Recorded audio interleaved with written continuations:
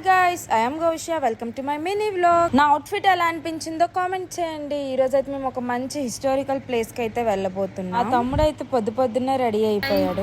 Matching నేను మా mummy mother and doctor combo. మధుని చూడండి, బాగా రెడీ అయింది హీరోయిన్ లా. వెనక్కి తిరుగు బాబు.